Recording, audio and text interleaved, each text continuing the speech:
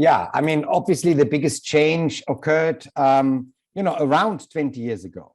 Al-Qaeda, very much like the Islamic State was until 2019, was a very hierarchically organized, centralized organization where it had its center in Afghanistan with all the terror infrastructure that the Taliban had helped them to build up in order for them to train fighters for the Taliban, pretty much what I assume is going to happen in Afghanistan in the coming years, into a networked organization where you didn't have just terror cells outside Afghanistan, but actual groups and affiliates. I mean, you have heard all of the famous names: Al-Qaeda in the Islamic Maghreb, which is now called JINIM, Abu Sayyaf group in Southeast Asia, the Islamic movement of Uzbekistan. So these groups then formed a network who were linked to the center, first Osama bin Laden, and after his death, Ayman al-Zawahiri, simply by personal loyalty of the leaders to the central leadership.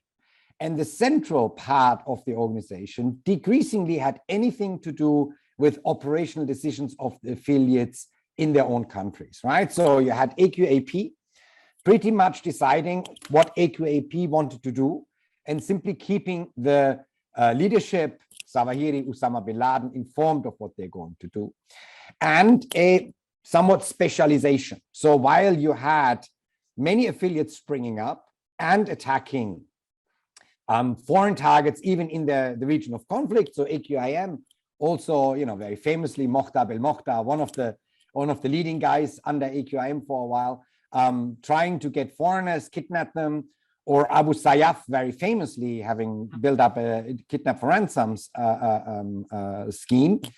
AQAP was really the only affiliate that kept this over-the-horizon attacking foreigners in Europe idea alive. And many plots sprang from AQAP, which remained or turned out to be one of the most innovative affiliates of all of them. Because if you look at AQAP, and I've said this many times when the Islamic State rose, AQAP foresaw lots of the things that ISIL did after 2014.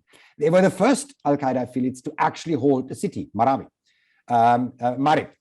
They were the first affiliate to openly publish an online journal, pretty much like what ISIL did afterwards. They had very, very sophisticated bomb-making architects within their network, from shoe bombs to laptops they really innovated a lot on the attack scale. But the network functioned as a network. It then really refused after 2012-13, famously, as you know, this idea of takfiri. So the whole Al-Qaeda ideology and the strategic thinking is a multi-generational idea to say what is wrong, right? Why is the Islamic world so much behind the West? And the answer already given in the 19th century is that we've strayed from the path of Islam. So you had like Muslim Brotherhood, whose idea was to Islamicize from the bottom up. Then you had Said Qutb and the Islamic Jihad saying, no, we need a revolutionary attack on the regimes in the region. Then these Islamicized from the top down. And Osama bin Laden's innovation was to say none of this, neither the bottom up nor the top down, is going to work, because the West will prop up these regimes, these upper state regimes in our region. And only if, through increasing the costs by terrorism, we make the West withdraw from this region, right, these regimes will fall immediately afterwards without great effort, and then we can Islamicize the society. And he foresaw this in a strategic document as a multiple generation. He was very clear, and Azam was in their thinking, Azam being the ideological influence on Osama bin Laden, and that this would not happen in their lifetime, but that they would set the things into motion, and then in a generation or in 2 generations, things would then fall into place. And the dispute between Zawahiri and Baghdadi at that time about whether or not he should combine Al-Qaeda in Iraq and Al-Qaeda in Syria into the Islamic State was not just about keeping things separately and therefore keeping, keeping the network better balanced, but also very, very clearly about the timing of what was supposed to be happening. So ISIL, the Islamic State, said the time has now come. The Americans just left the US, Iraq, don't forget, 2011, the withdrawal, right? We've seen the West now leaving. Now is the time to topple the government and to establish a Islamic State. And Zawahiri said, no, it's too early. It's far too early.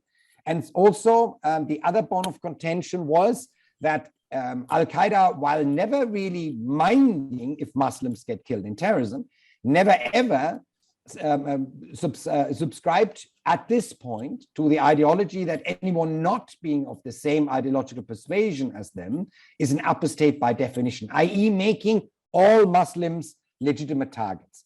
Don't get me wrong, Al-Qaeda is not a tolerant organization, and they also wouldn't like Shiites, and they also don't like Muslims that don't subscribe to their ideology, but they would never at this point argue for a takfiri ideology. That means attack Muslims as much as you attack the West. Their idea is still going towards the West and the US in particular as the primary target. And if in this course Muslims die, then this is a justified cost to pay, but not defining Muslims as the primary target, where the Islamic State said anyone around us, near or far, is a legitimate target and we can attack all of them.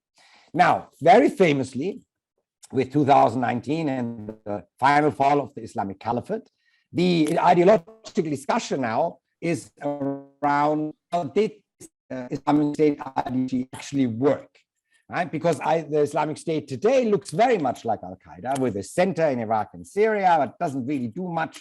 And then big affiliates in Africa, some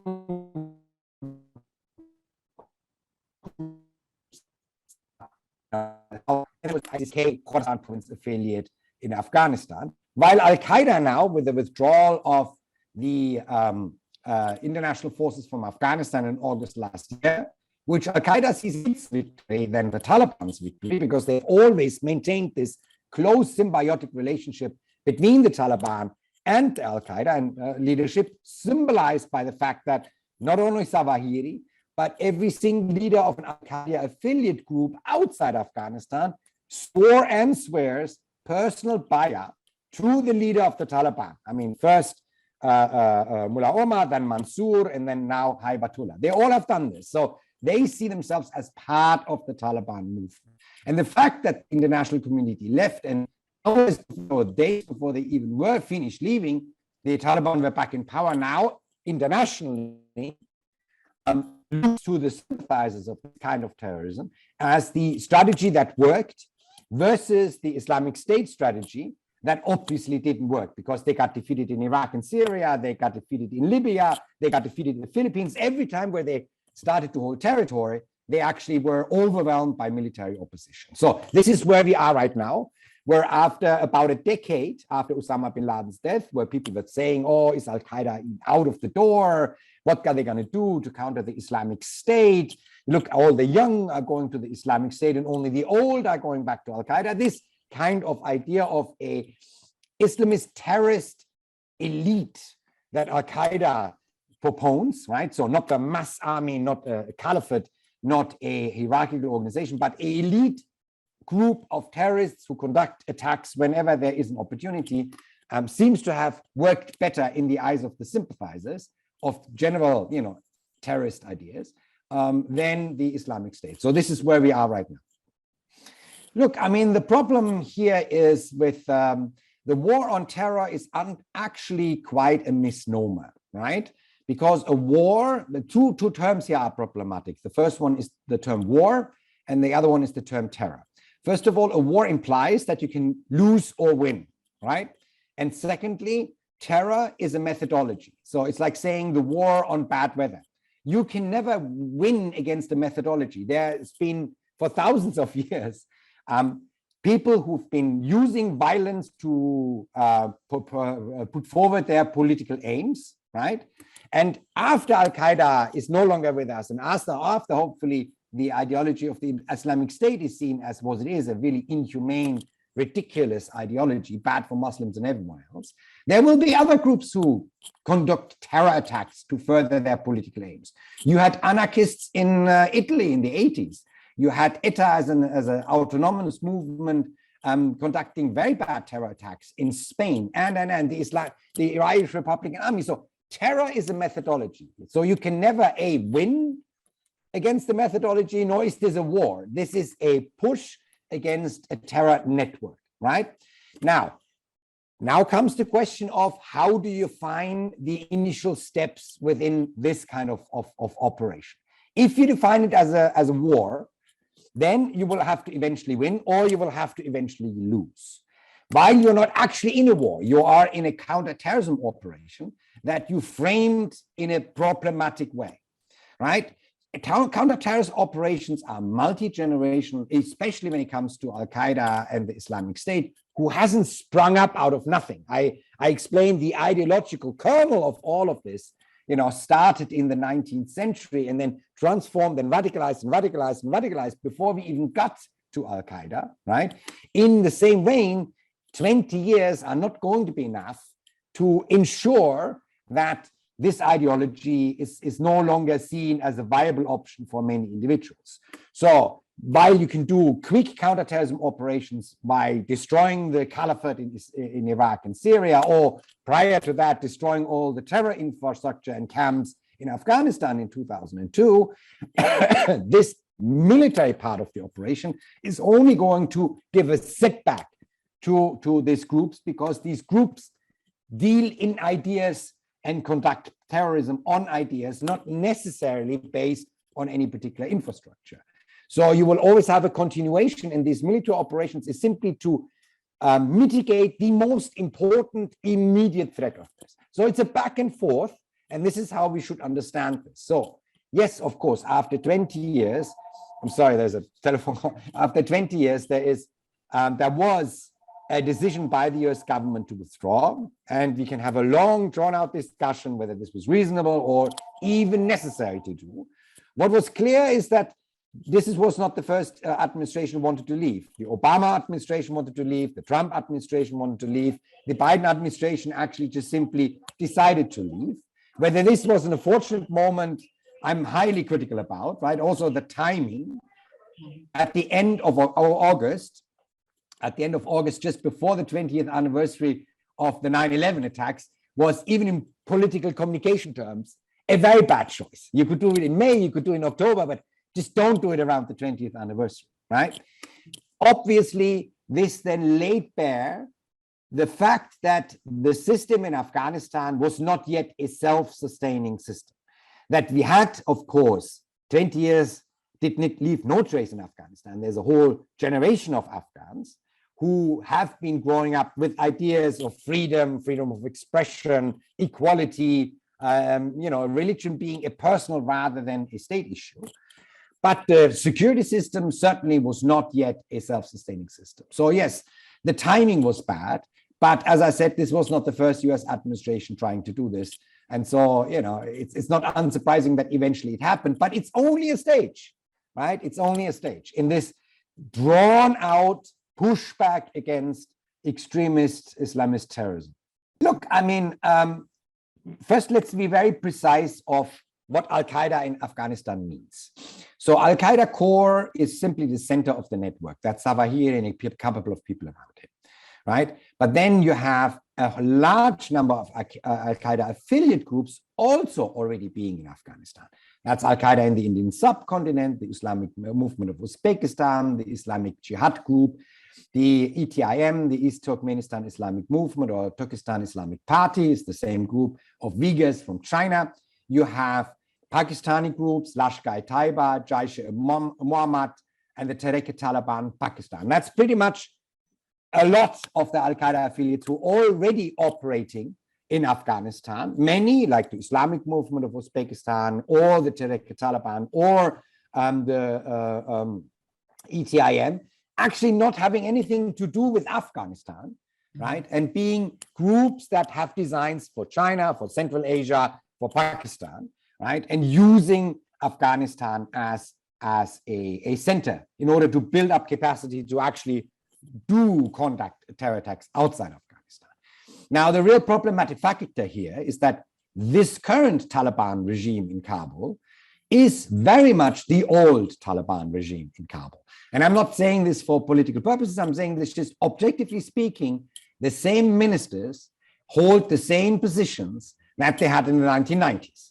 So the interior minister is the same. The Ariana chief is now the aviation minister. The minister of refugees is the same. The minister of finance is the same. So the same old guard came back to position themselves in the same manner that they had before. And so my expectation is 70-year-old men don't change fundamentally the things that they do. And between the mid-90s and the early 2001, the symbiotic relationship that Osama bin Laden had established via the Haqqani network, still one of the most powerful factions in the current Taliban movement, holding the Ministry of Interior, holding the Ministry of Refugees and two more, that has not changed. The Taliban have not officially separated from Al-Qaeda. The Haqqani network is still very much in contact with Al-Qaeda affiliates. If you just look at the ceasefire before the end of the year between the Pakistan government and TTP, one of the Al-Qaeda affiliates in Afghanistan, it was brokered by the interior minister of Afghanistan. So I would assume that it's very unlikely that the Taliban are anytime soon cracking down on foreigners in their country, trying to make sure that they don't revert to terrorism. Already, indeed, they're trying to integrate these foreigners into the national Afghan army, offering them to become Afghan citizens. So they're not reining them down, they're actually organizing them, but separately from the Afghan members of the Afghan army.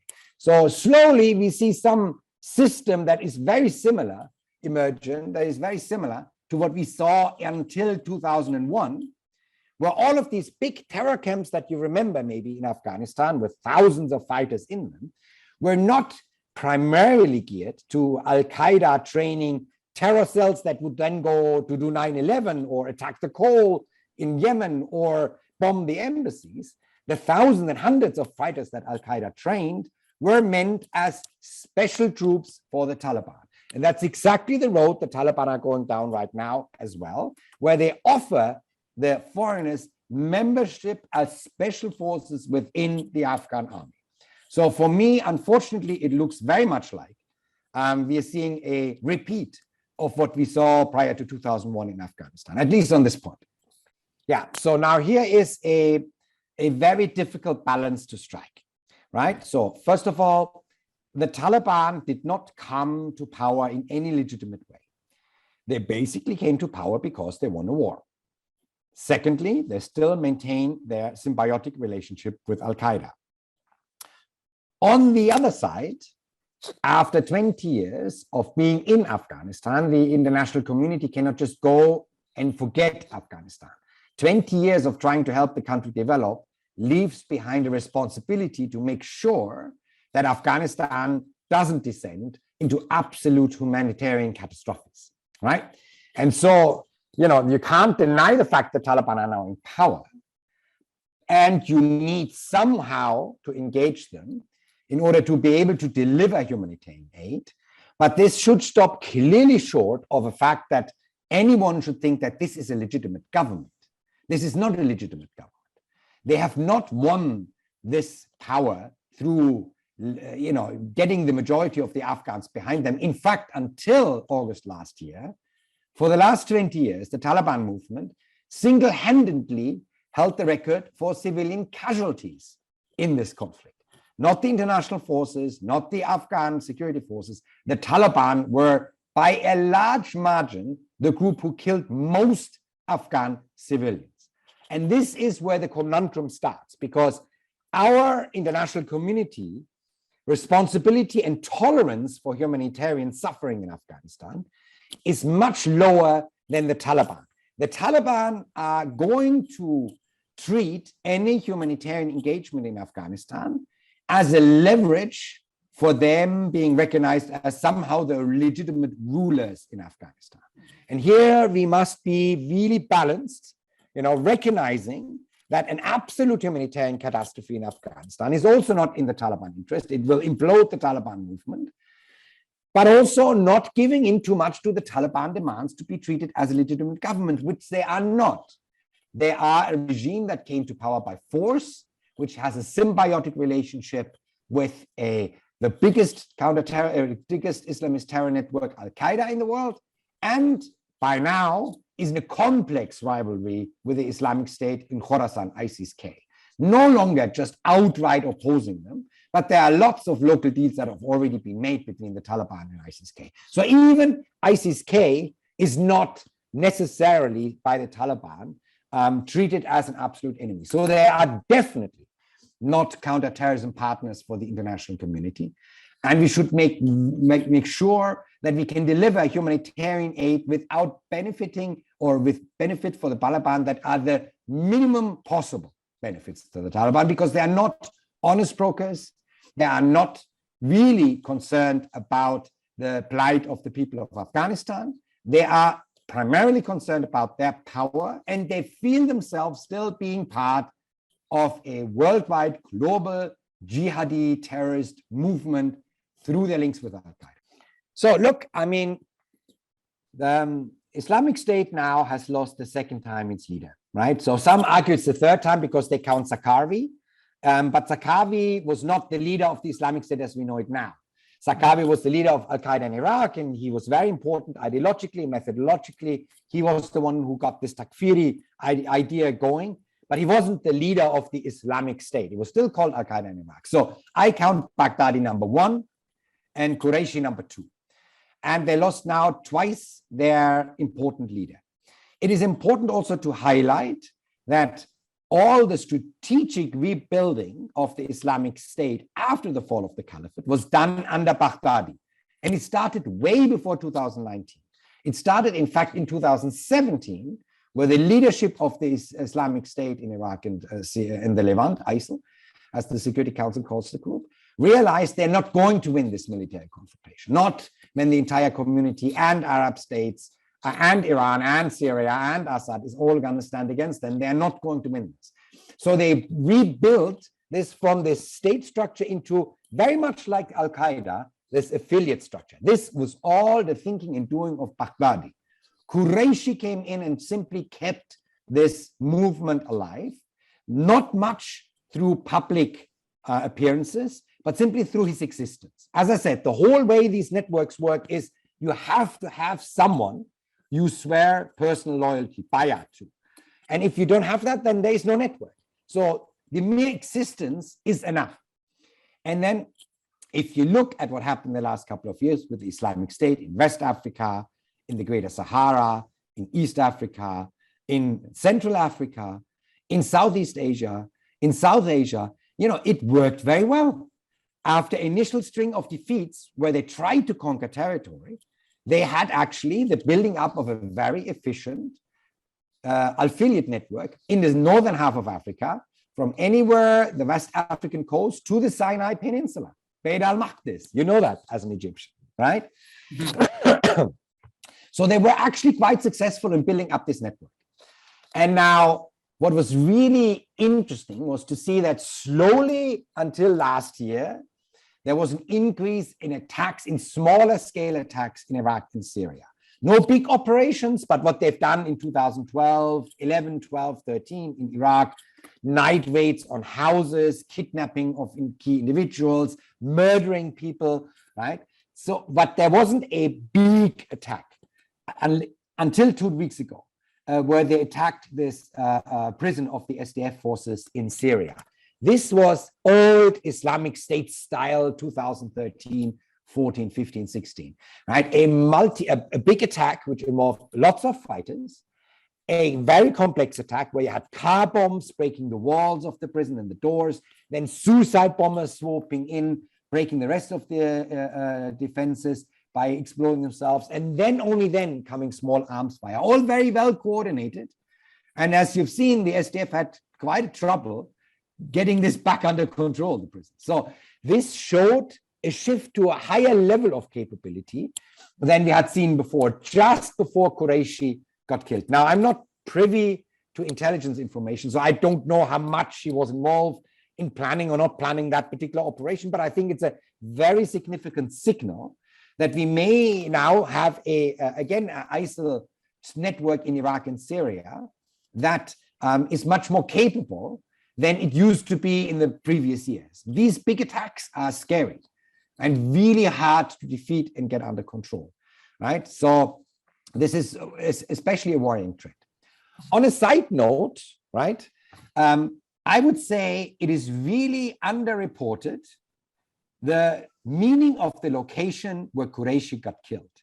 This is the second time that the most significant leader of the Islamic State, one of the two big global terrorist network structures, gets killed in territory utterly and completely controlled by Hayat Tahrir al-Sham, HTS, former Al-Qaeda affiliate called, I forgot the name, what they were called before. Jabhat al-Nusra, right? Renamed themselves HTS after asking the deputy leader of Al-Qaeda whether it's okay that they rename themselves to HTS and whether they say we are no longer part of Al-Qaeda. And he said, yes, of course, whatever you need to do in order to stabilize your position. So this HTS, Hayat Tahrir al-Sham, is not, in my opinion, completely divorced from international terrorism. It is unlikely to assume that they miss the presence of two of the top world's terrorists, Baghdadi and Qureshi, on their territory twice, right? While they're oppressing everyone else in their territory, right? So this is, I think, an underreported story here, that Hayat Tahrir al-Sham's territory was seen by Baghdadi and by Qureshi as safe enough to actually be there. From all the places they could have chosen, they chose that, right? So that is a really interesting thing to see. Now, the long-term effects of Qureshi's death, I think, is much less significant than the short-term effects, because there will be another leader. We'll know his name in the next couple of weeks, I think. The only weakening we've seen right now is the embarrassment. They can't obviously protect their top leaders. And secondly, this time between Qureshi's death and the next ISIL leader is a time where the affiliates have the opportunity to get more independent of the center as far as leadership is concerned. And now all have to make a calculation. If I go, for example, in West Africa, independent, is this better for me locally, or is it better for me to be part of this global plan of the Islamic State? That doesn't happen when you have sworn personal loyalty bay'ah to the leader. You just can't make that move. But now that there is no known leader at this point, you have the option. And so it's very interesting to see in the next couple of months what happens to these affiliates. When the new leader emerges, do they immediately swear bay'ah? Do they wait a little bit until they swear bay'ah? So this could actually mean a transformation on how the network is run with even more independent affiliates. But if you're talking about capacities and terror threat, this may actually not mean very much.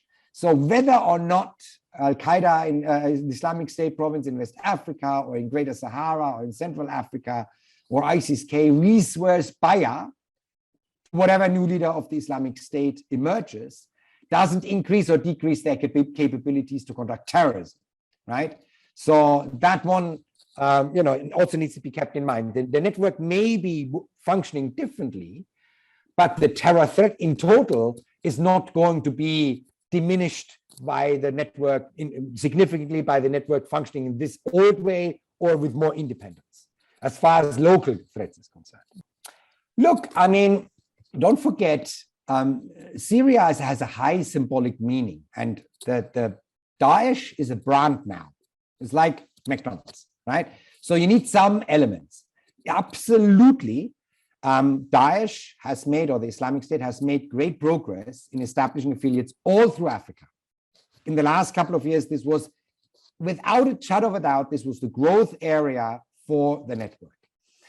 But these areas don't hold the same symbolism, right, than Iraq and Syria has. This is where it started. This is where some more religious sites are. This is where Baghdadi ruled as a caliphate. So I'm not sure that they are willing to ditch the center being located there, because don't forget, the center doesn't need to do much. The center does propaganda, he collects the news from the affiliates, they have their social media campaigns, right? But they don't have to act very much on what happens in Africa or what happens in Afghanistan. That's decided locally. So, the location of the center is simply a question of A, brand management, and B, security.